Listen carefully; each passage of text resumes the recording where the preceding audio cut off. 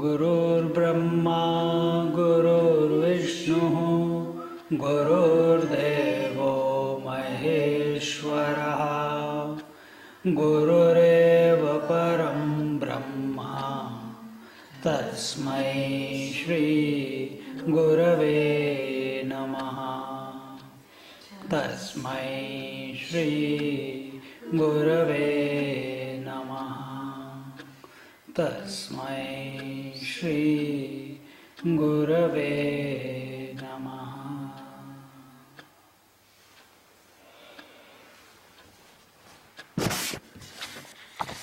We are on the third wave, and that's the third verse.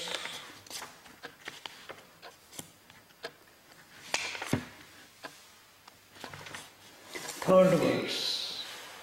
And here, what happens to in case one is unwilling or unable or cannot bring in the inspiration to follow either of the paths that were mentioned, the path of knowledge or renunciation or the path of action.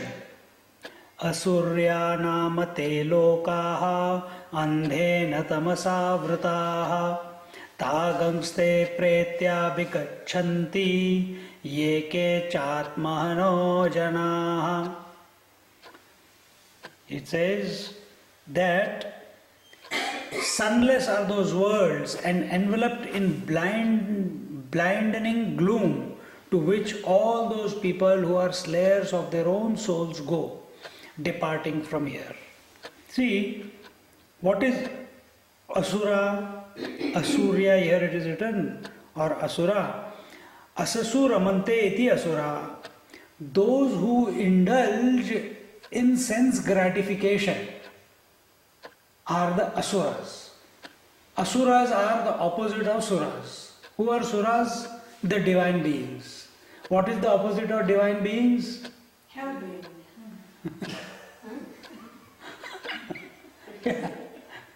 Hell beings. Hell beings. So that's fine if you want to call them that. Here in our Puranas, the Asuras, like in Monster. not monster, demonic.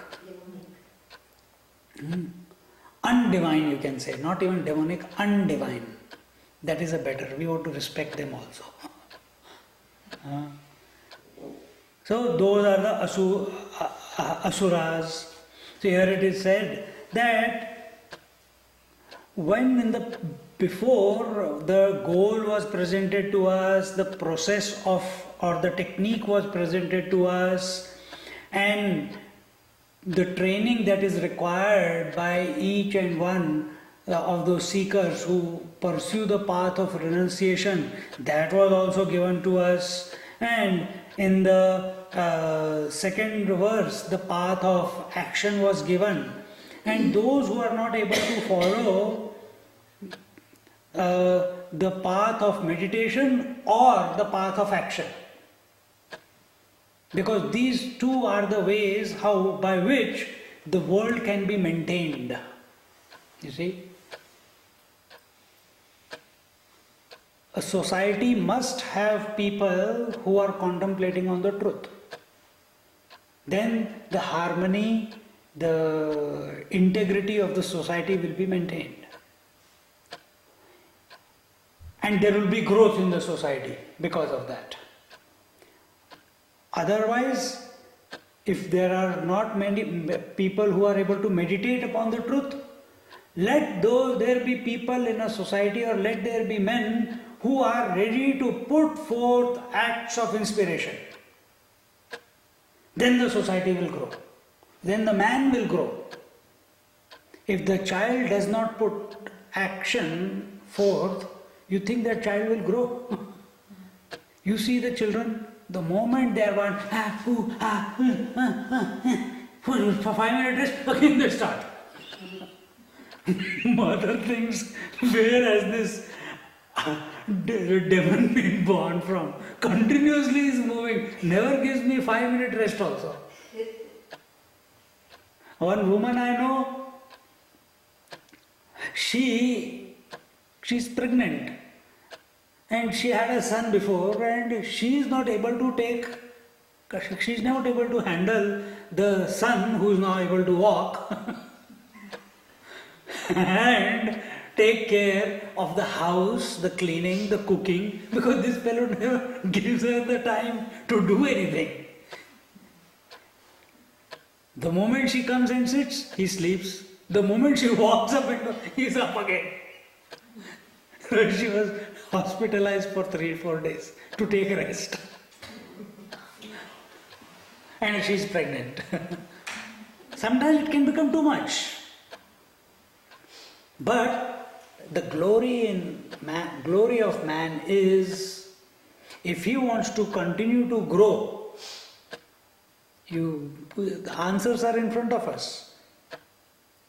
A child, a chook, a puppy, a cat, a kitten. You see all these continuously in activity. Mother might be lying and resting, but this fellow, he will hit her there, he will hit her there, he will bite the tail, he will bite this, he will come and try to instigate. But this fellow is busy. He finds one string lying somewhere and start. If he finds this wire here, he will start checking. Oh, very interesting. Then he will play with the hand. Then he will cut it and see. Huh? And that is the growth, because it is an act of inspiration. Then you tell, hey, this gives current if your finger goes inside. Current? What is current? I don't know. But they have to discover life. And if you watch the growth in children, they are acting for the sake of acting. They are in activity for the sake of activity, because the intellect hasn't kicked in yet. They do everything 100%, isn't it? They play 100%, they cry 100%, they sleep 100%. If they are looking at something, 100% looking. Then if they take that and 100% that also. Then immediately move to something else. But every act of theirs is 100%. So they grow. But man, he grows up and he stagnates. No more getting involved in life 100%. He thinks he has done it all. He doesn't realize there is much more to achieve. This was just the beginning. Childhood, teenage, youth was just the training period to how to live an inspired life. After that, one child, one wife, one job, and now let's go into the mechanical mode for next 25 years, 30 years. And then we'll retire. That is not. No, there is much more to achieve in life. And some people do. Our previous Prime Minister, at a very late age, he became the Prime Minister, isn't it? He was 70 or something, late 60s. At that age, he served for 8 years. He did not talk of retirement. When everyone of his age is talking of retirement, he continued to work. You see? And I was just taking one example, his example, because he is prominent. But there are so many other elderly gentlemen and ladies who are active throughout their life, continuously producing, continuously contributing, and doing that contribution and production out of joy, not out of, oh my God, why I have to do all this. No, if given a choice, they will still continue doing it.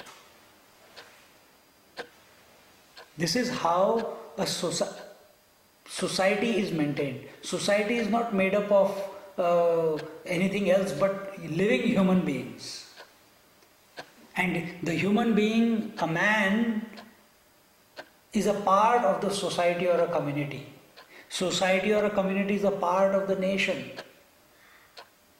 So if man needs to act vigorously, act with enthusiasm and inspiration, so also the society must, because man is a part of that society.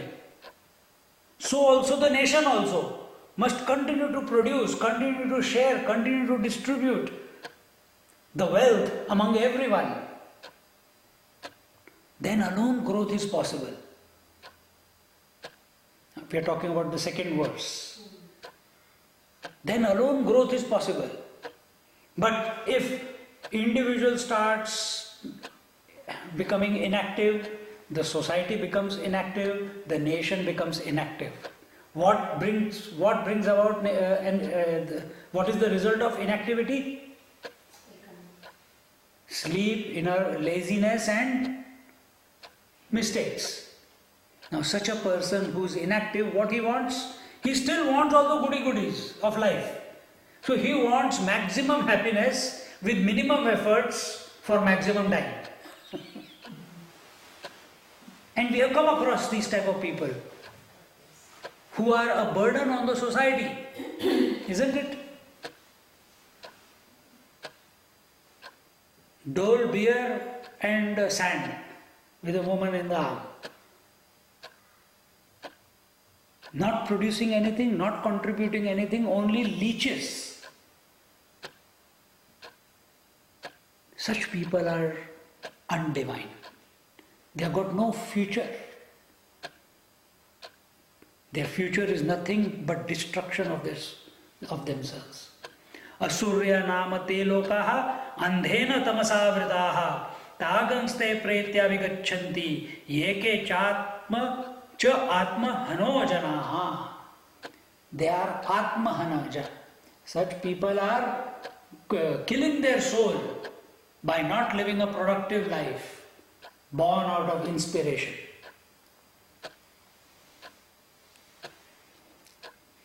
So, when activity is pursued properly, it can raise an individual to a higher, to an upper level from where he can start the process of meditation. And what did we say? What is the way to act properly? How do you pursue action properly? Without any expectation, without any attachment to the results of that action. Only then you reach that higher level. Action is at the tamasic level, the body level. You are coming out of the gross into dynamism. When that dynamic activity is done without a goal in sight, without as an offering to the higher, then it takes you from rajas to sattva, from activity to purity. And only in purity you can do meditation. If there are too many problems, too many agendas, too many things troubling in your mind, mind is not quiet, as much as you may try meditation, it will not happen. You understand what meditation is, you understand the technique, but why am I not able to do it? Because the mind is not quiet. And the only way to make the mind quiet is karmanyevadhikaraste mahaphaleshu kadachana.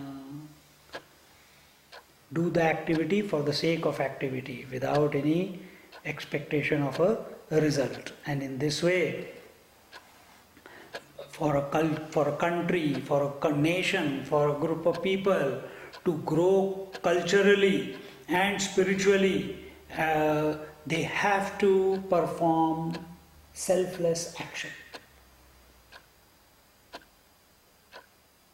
Only then. A temple is not built just by giving money. A church is not built just by giving money. You have been to various churches. Money is not the criteria. You need volunteers to run such a program.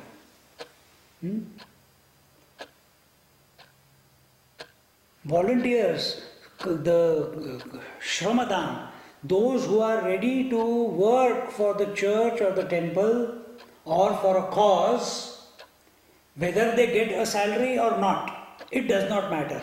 Then that project becomes successful.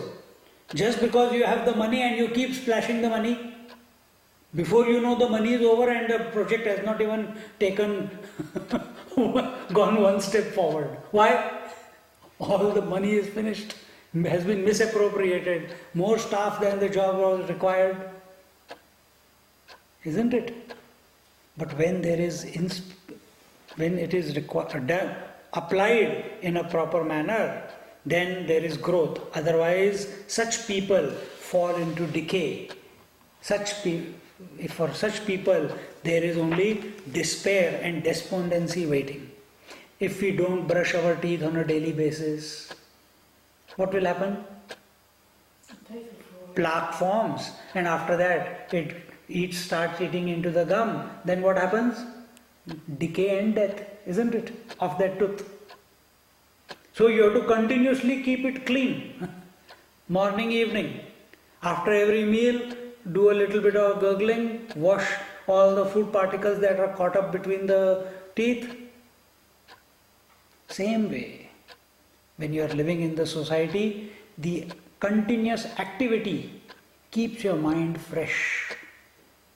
Just like brushing the teeth is an activity which keeps the teeth clean and prevents decay and death of that tooth, same way, activity, selfless activity, prevents decay and death of a man, of a society, of a nation. You see what is happening in Africa today? Why is it happening? Nobody wants to work. They only want to take revenge from what has happened to them. And those who have come to the power, the blacks, they only want, oh, I have never seen so much money. Let me make it for myself. That's it. It's only greed, greed, greed, greed. Me, me, me, me, me. What happened to the people? No. He's inspired. But he's inspired only to fill his pockets. Do you think he's going to be called as a great president? What is his name? Mugabe? And the other countries, Sierra Leone, Congo, before Idi Amin used to be there, Somalia, every Central African country is a problem state today. Why? One tribe killing another tribe. Why? And there is no respect for life. Why? You know why? Because they are not following any of these two paths. They are neither following the path of spirituality. There is no culture. They were tribal people, following only voodooism and black magic. And neither they want to act. They want to go, kill, plunder, and that's their wealth. That's what they are known for ages. You think that is possible in Melbourne? There are people who are doing that. They go into the 7-Elevens, they go into the shops, show the gun, collect the money and walk out. It shows how culturally dilapidated their being is. Imagine this happened, people from Ballarat came and we have to become, we don't have any money left. What to do? Okay, let's attack Melbourne, collect all the money, kill all the people, and their wealth is our wealth. How silly? Is it possible here?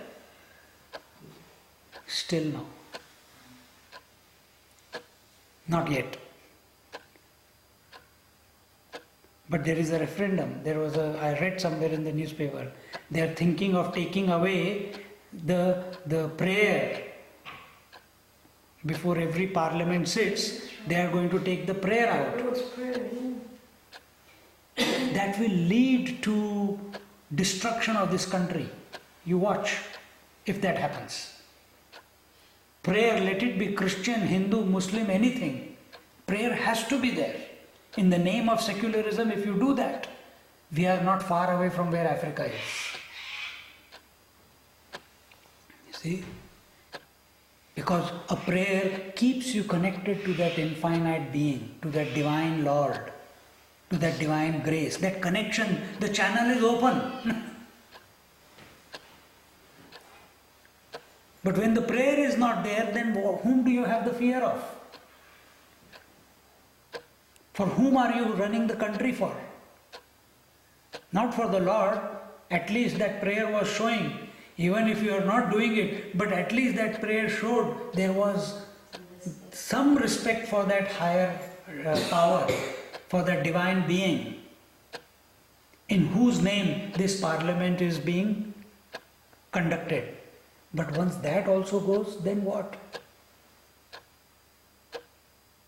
This is the disaster that this verse is talking about.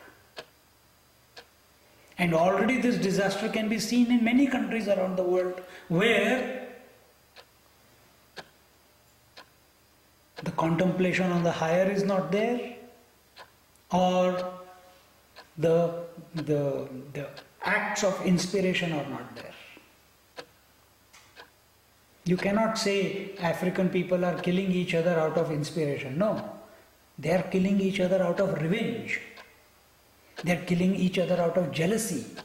They are killing each other out of wanting other people's wealth or their land. These cannot be acts of inspiration. And this is the dark side that awaits a person, awaits a community, awaits a nation if they don't follow either of the two paths. The path of meditation, renunciation or knowledge, or the path of selfless action.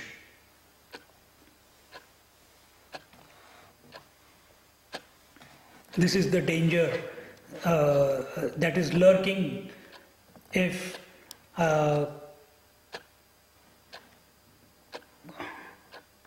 they don't follow any of these two.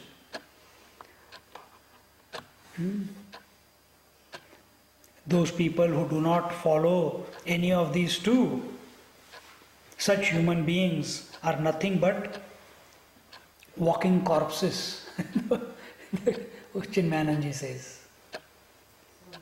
Walking corpses, walking ghosts. You can see, you go to Brazil, you go to India, you go to Bangladesh, you go to our Melbourne city centre, you go to the Flinders Street station at night, you will see the walking corpses. Drugged, no future in sight, no God to believe in, walking zombies. Such is the destiny of those people who are not ready to follow these two paths. Beware. It's a sign. This verse has been given as an alert, as a warning to us that remain alert. No moment in your life must be spent where you are not acting 100% or you are not remembering the divine. You should be doing either of the two. But if you live a life of idleness, if you live a life of laziness, then very soon, very quickly, you will fall into this decadence. See, to start a new habit, it takes a long time, isn't it? You plod and plod and plod, and to get up in the morning, to chant the name of the Lord, to do the meditation. It seems when it will become my natural state, you keep putting effort to get up in the morning. To sleep, you have to put effort. Bang! Okay, I'll start tomorrow. Gone. Then tomorrow comes, I'll start tomorrow. Gone. I think now I slept half the week, I might as well start on Monday. Whole week gone. Monday comes, you say next month. Christmas is starting next month. I'll start from auspicious day.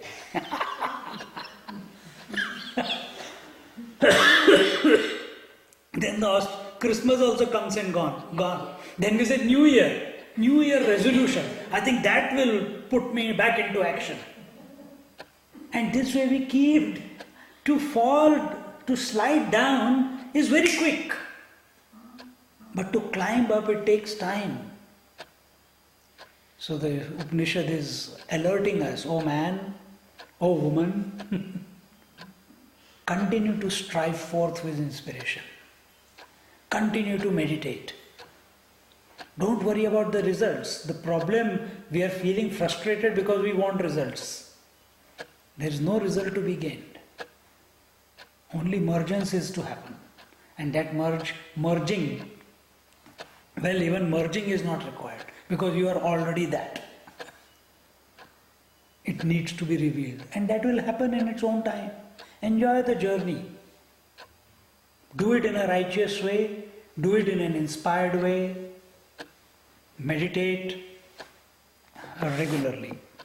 And in this way, here it says, Atmahanaha, those who live this otherwise life, they are slayers of their own souls. And those who slay their own souls, they go to the other side. What is that other side? See, in the olden times, in the Middle Ages, if you have heard,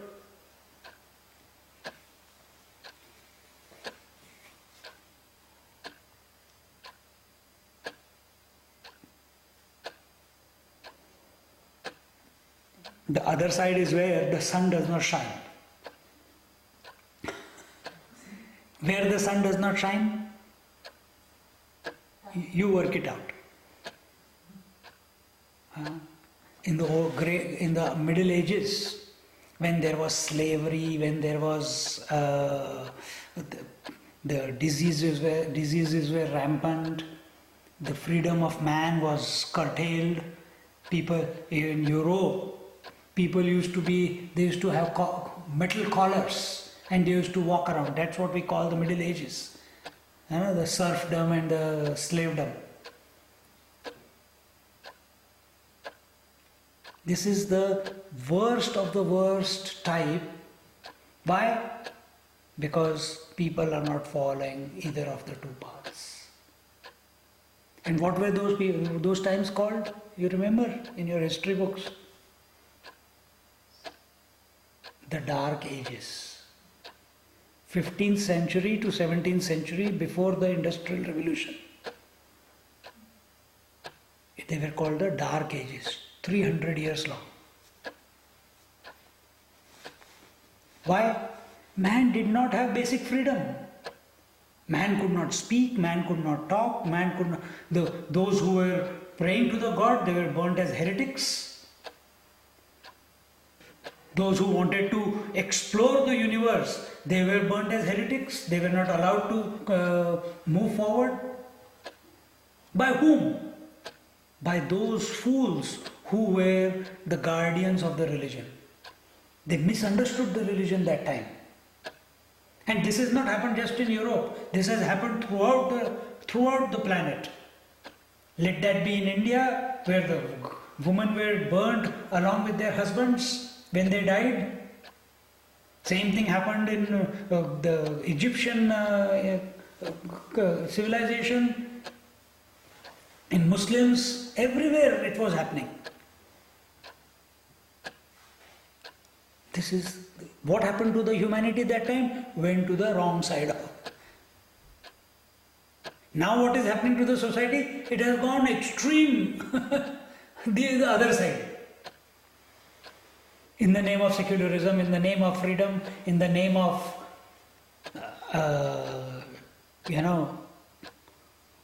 whatever you may call it.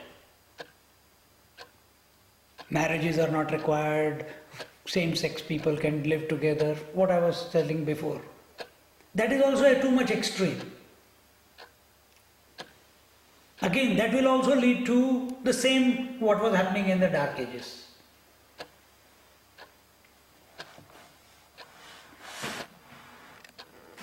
So, andham tamaha. So these people, such people who have gone, who are slayers of their own soul, when they die, what happens to them? They go to the dark side, to the darkness. Why? What does that darkness mean or dark side mean? It's not that there is some other world like that, but it means that soul does not get if I may say that, it does not get a human birth where he or she, that soul, can continue its growth towards immortality. This opportunity to seek, this opportunity to grow, this opportunity to discriminate, this opportunity to experience the bliss is only possible in a human birth. Only in a human birth. So tamas means what? Inert. What is inert? The plant kingdom, the stone kingdom. So in your next birth, become a mountain. Everyone will prod on you. They'll dig into you. They'll mine. If mountain had a plant, the moment it is ripe, tick, flower, nice flower. The moment it is into the vase. Oh, help, gone. Not only that, nice carrot. Oh, look at the color, beautiful. Quickly what? If life, you think there is no life in carrot, there is life. But it is a tamasic aspect of the creation. It is the inert aspect of the creation. So such souls go there. Some of them are even smarter. They remain as ghosts. Neither here nor there.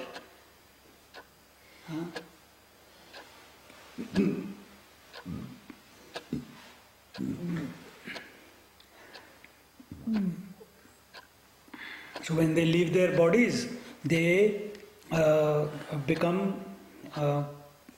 go to the sunless worlds.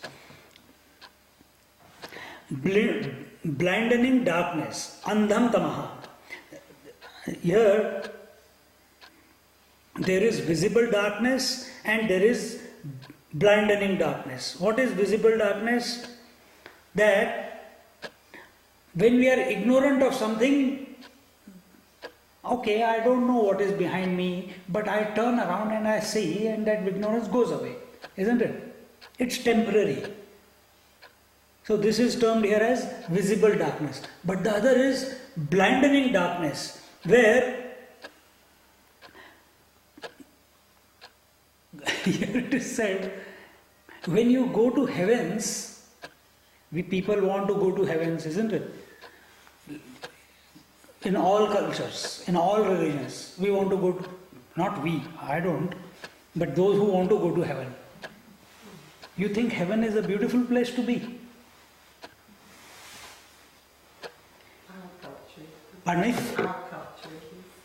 No, even our culture, even in Hinduism, the heaven is a place where every desire of yours is satisfied instantaneously. Instantaneously.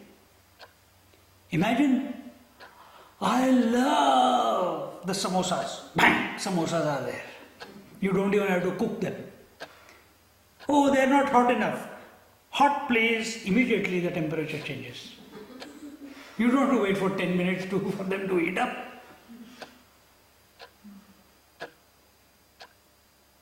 So where in heaven your desires are instantaneously satisfied, do you think there you will be able to exercise choice? to remember the Lord? When here your choice, your desires are not satisfied straight away. It takes time, you have to work hard. And here you are not able to remember the Lord, the self. You think in heaven it is easier. There it is even more difficult. Therefore, andha tamaha, that is the blinding darkness. Here at least it is visible. You can change. I am ignorant and okay, I read a book, I go to a satsang, I can change. But in heavens, the Lord comes, hey, come on man, I am waiting. Waiting, oh, go your way. Will I get all that I desire in your, where you go? No time for anything except satisfying your desires. And therefore, it is not a very good place to be. Which place? The heaven. So here the verse says, Tagam ste pretyapi gachanti yeke chatmahano bhajanaha. So here, who are the slayers of their own soul go departing from here to those sunless worlds. So the theory of reincarnation, because when the soul leaves the body, when the body dies, it has a destination to go. What is the destination of the soul? You just done chapter 8 with me. What is the destination of the soul? After he dies, where does the soul go? To nothing or to something. Be very clear. What is the soul? Consciousness identified with mind and intellect. Meaning, consciousness identified with the impressions that are in your subconscious mind is called the soul. Now, samskaras. So, from the past lives we have been collecting so many sanskaras in a bank vault. I explained this theory before also. Now, when you die, some of those sanskaras which got the impetus, why? Because that was the thought that you thought at the time of death. You did not think of the Lord. You did not think of the self. You thought of, food. I want so much food that I don't have to think of again. I can eat anything. So this is the thought. Naturally, where will that soul go? Pig body. Eat anything that comes on the way. Like a machine, eating everything. Oh, what will happen to my dog? Where will the soul go? Into the dog body. Be very careful. And this I am not saying. There are enough instances which have been, charted. The scriptures are saying, and there are enough people born and they have written down their past experiences. There are Mahatmas, realized masters, who have gone through this process because they can remember their past lives, what they were, and who have put it down. Though there are facts that what the last thought in your mind determines what your next life is going to be. So there is this theory of reincarnation. We are talking about relatively speaking. So if you want to have a human birth in the next life, you have to act righteously in this life or spend a life of meditation so that you can be born in a good family next time, so where you can continue your journey. But if you don't believe in both, then God help you. You'll go to the world of the darkness. Suffering is the most of the heaven seven virgins? Pardon me? Does that mean the Islamic bombers or whatever are going to go to the heavens with the seven virgins? I don't know what is there. Oh, 600. Well, whatever. The ones that put a bomb around themselves and blow themselves up, they think they're going to heaven where the 700 virgins or something are. Is that where they're going to So you think they are going to be happy there? And probably not, but is that where they're going to go? Because they're thinking that when they die? In their mind, yes. They'd be busy, won't they?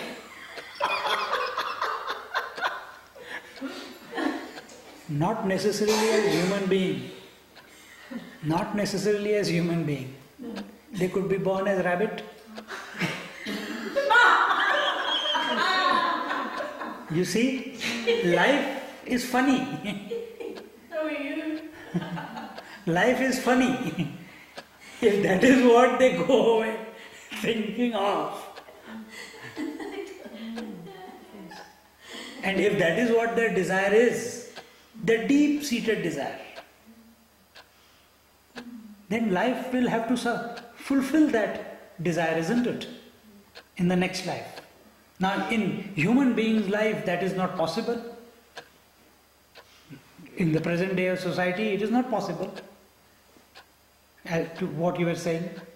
So, the infinite will have to find a particular medium where their desire is satisfied. There could be a pigeon, there could be a rabbit, there could be a whatever, I don't know which animal species that is possible within that lifetime. So they'll go there. Why the human is considered to be the highest birth or something? Because in the heavenly world, the thoughts are at immense speed. This human birth is a sattvic birth. The gods, they are rajasic world. And the dark side is the dark mean where there is lethargy, laziness, etc. There is no hope for the future, despair, like Africa today. What is there? That is the tamasic. That's why, like a bird, why bird can't Realize the self. yeah. Because it cannot think. Consciousness is there, but the ability to discriminate is not there. Can you have you seen? That's what we think, Swami. Well, whoever you go and find, ask. No, No, go find out. Go and find out. Can it make choices? If it could make choices, it would have changed its lifestyle long ago. how do we know that it can't make choices? That's So the bird says, from today I am not going to fly in this direction, I am going to fly in that direction. I will not go with the flock, I will go my own way. I will not eat, today I will not eat this particular grain, from today I will start eating meat. Can a bird make that decision? It may, it can, it cannot. How do we know that, Swami? We are human and only we know about us. What is your praman? What is your praman means? What tells you what is right and what is wrong? That's within our, we have a boundary because human only can think about or talk about human beings. That's what I thought. Who says? What say that again? Human beings only can think about or talk about humans, but how do we This know about question you have asked me before also, and again the whole trip has come back. Animals live only on instincts. The consciousness is not 100% expressing through the animal kingdom. In the inert matter, that is earth, stones, etc., the consciousness is not existing at all. It is unmanifest. In the plant kingdom, it is expressing little bit, the consciousness. Consciousness means what? Knowledge, knowingness. It's expressing little bit. In the animal kingdom, it is expressing much more than the plant, but less than human beings, isn't it? Otherwise, you should get married to some animal. Then you should have animal as your child. Why we think that we Send animals to schools then if they have intelligence. Teach them in their language. We don't do that because the intelligence there is not expressing 100%. Only in human being intelligence or consciousness is expressing maximum. But then that choice is given to the human being whether he is able to express that fully or not. Potential is there. Why? Because the equipment called brain through which the mind is expressing is fully developed.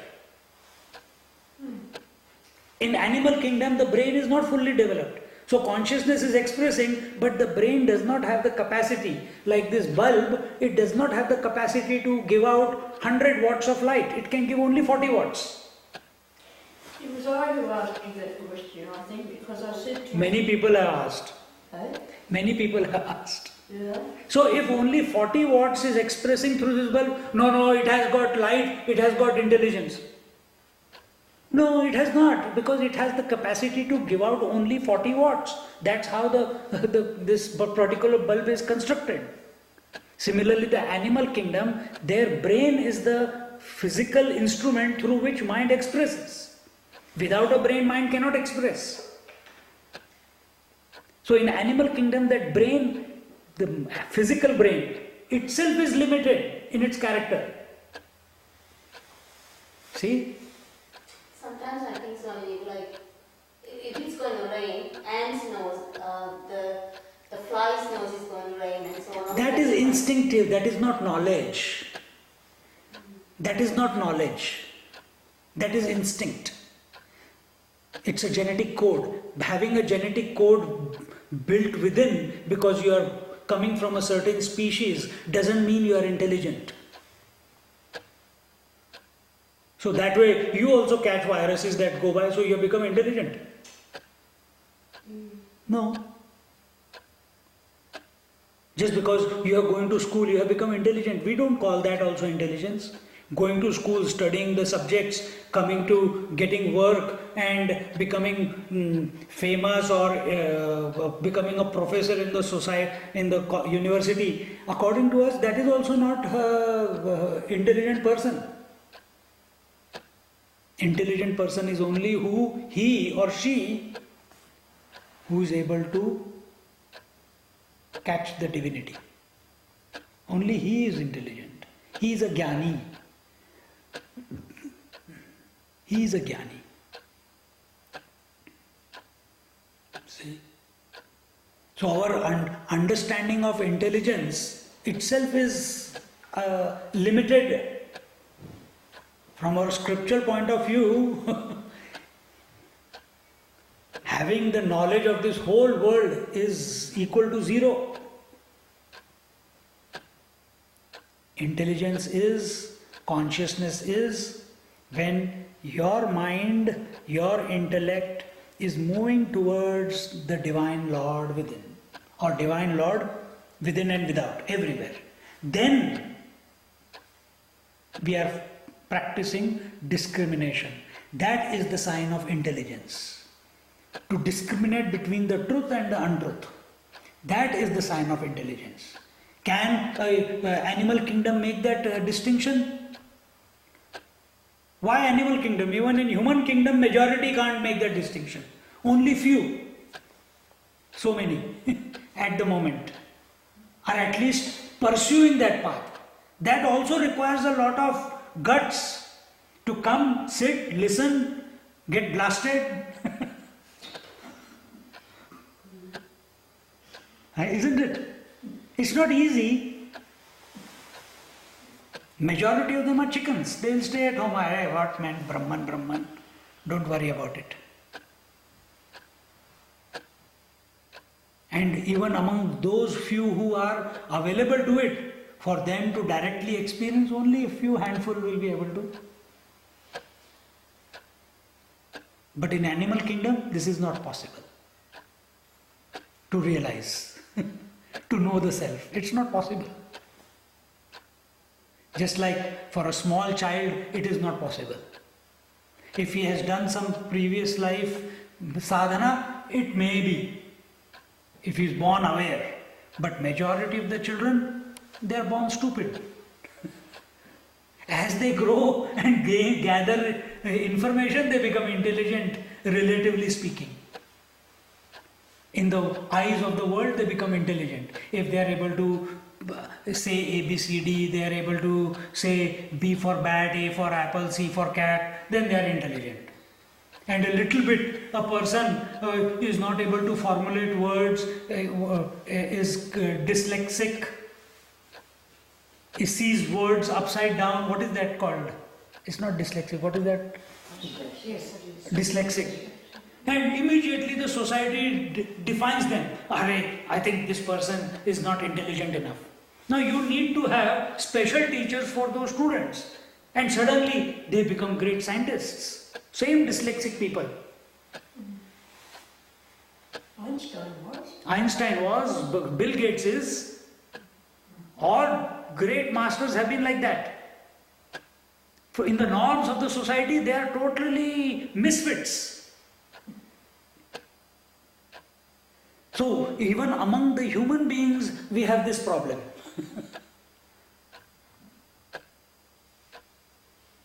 Important thing we have to remember that if we are not following any of these two paths, the path of renunciation or knowledge, and what is that? To know the Divine Lord within and without, who is pervading everything. It is the material and the transcendental cause of everything in this creation.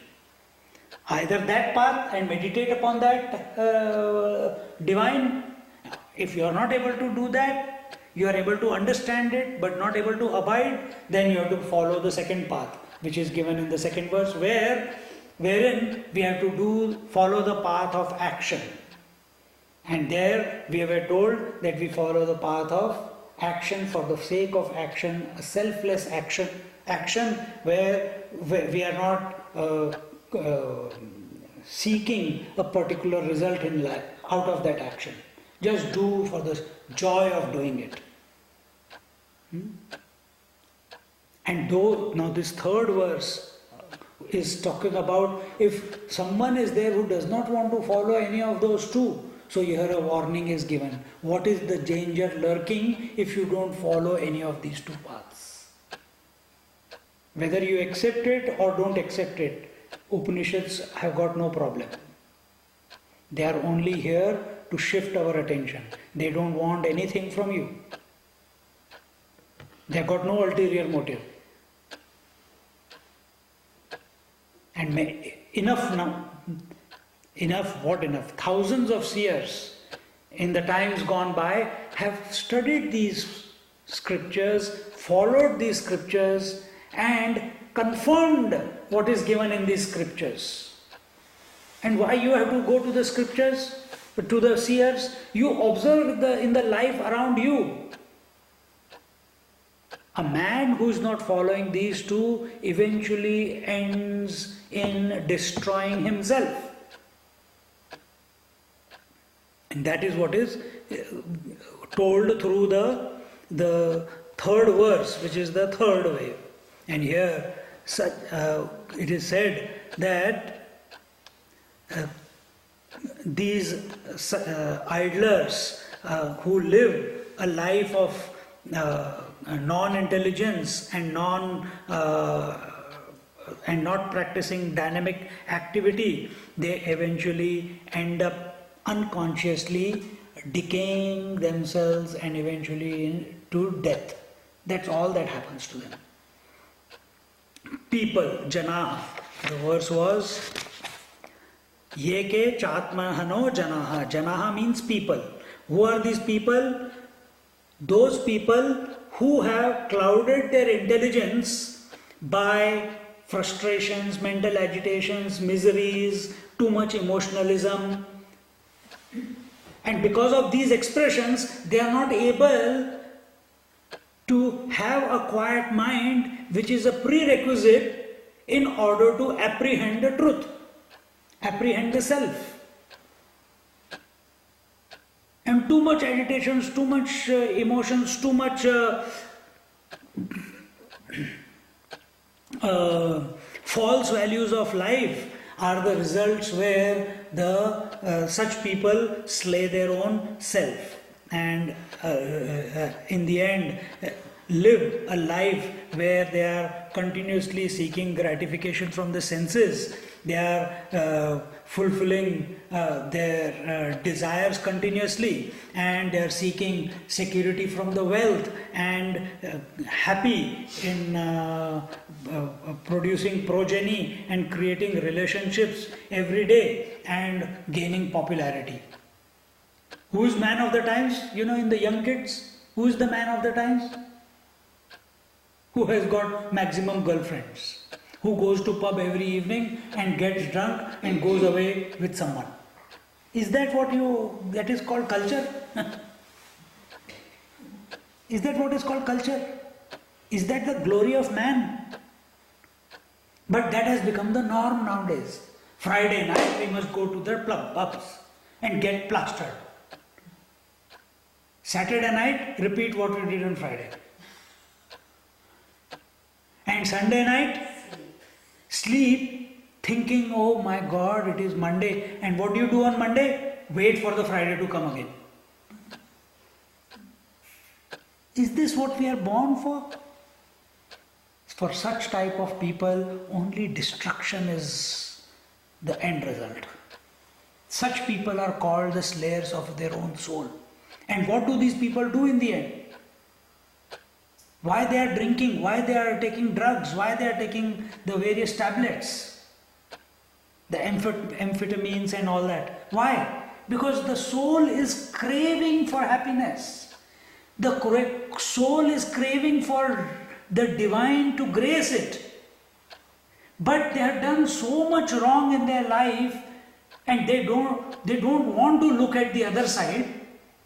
Other side meaning the path of meditation, the path of quietude, the path of peace, the path of tranquility. Nor do they want to work dynamically without any expectations. So what happens? Oh, I can't understand, I can't make head or tail of where I'm going, but I just keep flowing. They are like that leaf on the surface of the river, continuously thrown this way, that way, sometimes under, sometimes out, and is waiting, help, help, help. There is no help.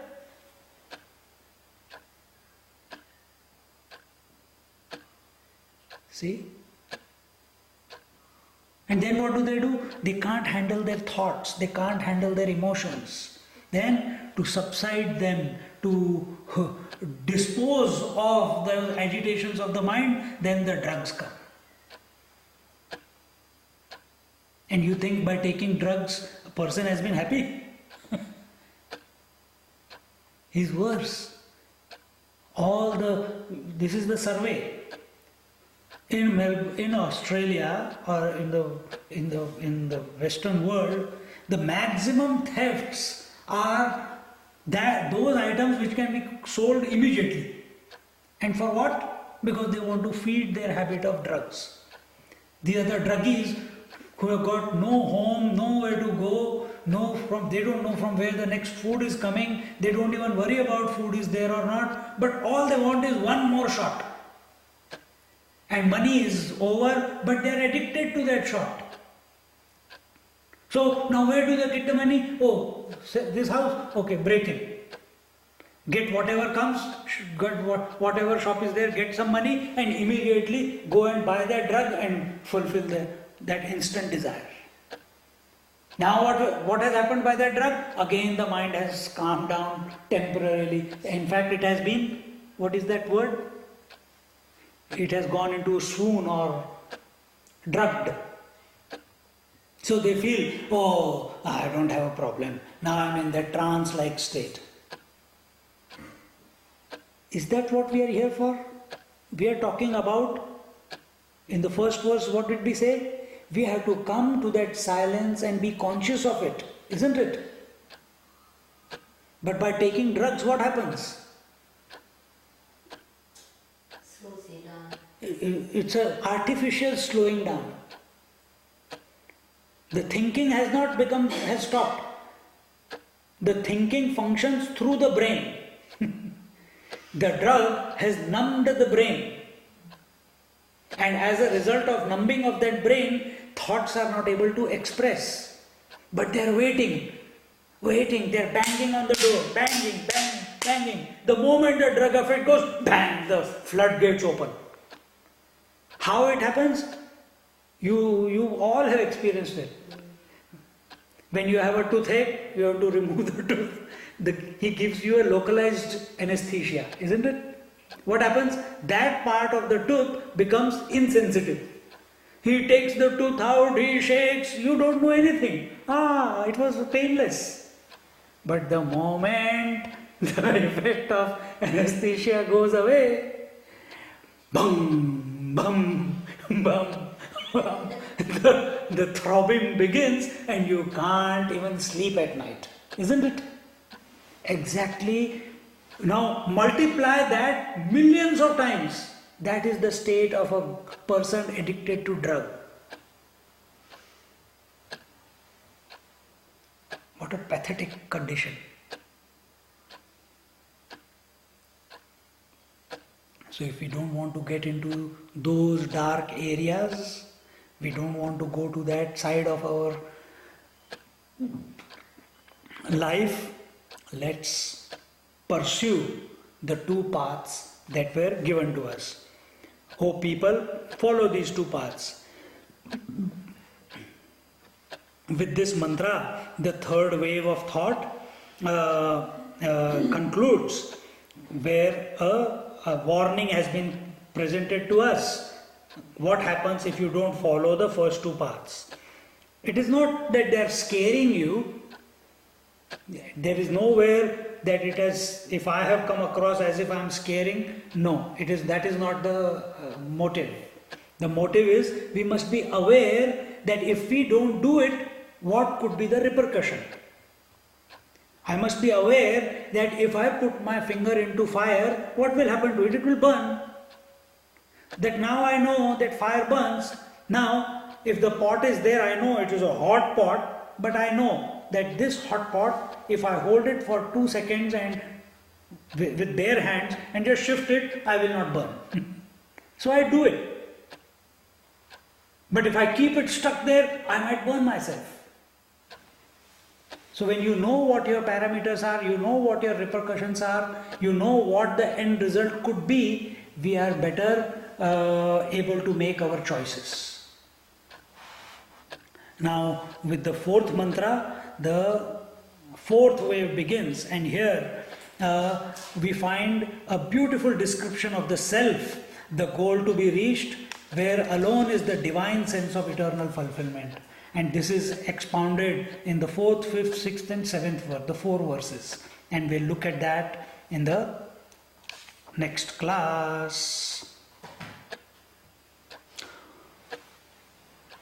Om Purnamada Purnamidam Purnat Purnamudachyate Purnasya Purnamadaya Purnamevavashishyate.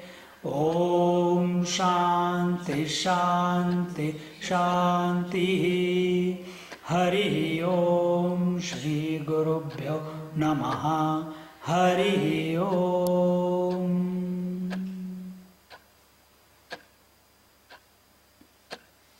Yes. I'm going to say, is it the path of renunciation when the man asked Jesus, what do I do to get to heaven? And he said, give up all that you have and follow me. You say you do what? When the man wanted to know from Jesus, Yeah. how do I get to heaven? Heaven. And Jesus said, give up all that you have and follow me. Correct. That means give up the thinking, thought patterns and all that sort of thing. So now he has left it to the man who questioned to decide what does he have. If he thinks it's only the material possessions, that is the first step. If he thinks it is the body, that is the second step. If he thinks it is the breath and the mind, that's the third step. If he thinks all the idea, this idea itself that I have to give up, that also I have to give up, that's the final step. That's renunciation. That's renunciation. That's giving up. But he didn't do it. I can't remember. He didn't. Scared. And yet in the morning I gave you the story, King Janaka.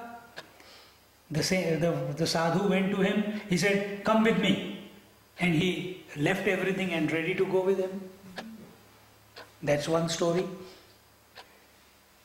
So something like he had a heavy heart, but he couldn't bring himself to do it. The heavy heart is, Yeah. you have to give up Yes. everything that you have been identified with. It's a load that we are carrying with ourselves.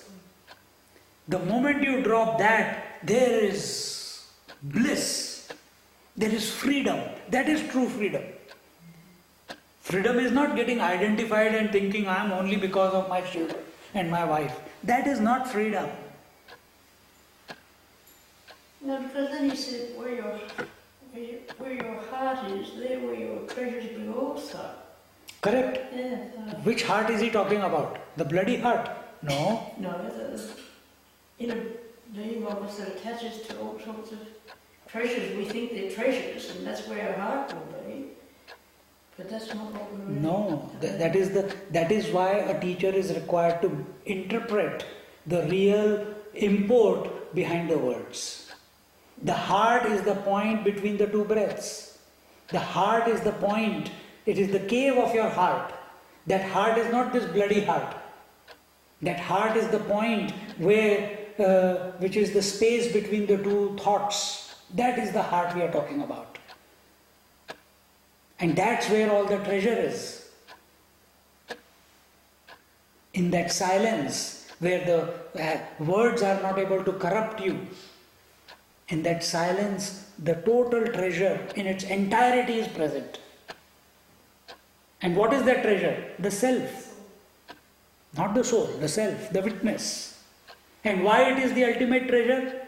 Because without it, the outside treasure cannot have any value. Isn't it? This body has got no value if the soul is not there, the consciousness is not present within. Thoughts have got no meaning. Well, thoughts cannot express themselves without the conscious principle, without the witnessing principle. So that witnessing principle is the substratum, the changeless, on which the total change, starting from thoughts, emotions, perceptions, the total world is coming and going. This is the changing. So is the treasure the total world of thoughts, emotions and objectivity, or is the treasure that which is illuminating everything else? See? So, we have to learn how to interpret in the right manner so that we can reach the ultimate. Many meanings can be taken out, no doubt. But some meanings interpretations can take us into more confusion. Some interpretations can take us into I don't know if I should follow this interpretation. We should find that interpretation by which our mind comes to that supreme divine Lord within us, the witnessing principle. Amen.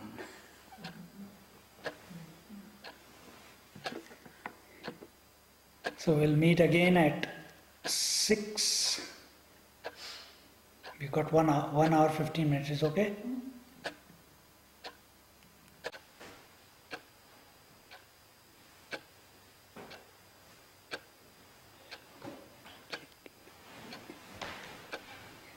Check, is it? No, see the picture here? Yes. See if it is recording. What would it do if it's recording? No, come this side and see if it says REC on the top, middle. Yeah. It does? Just there. Yeah? Okay, that's fine.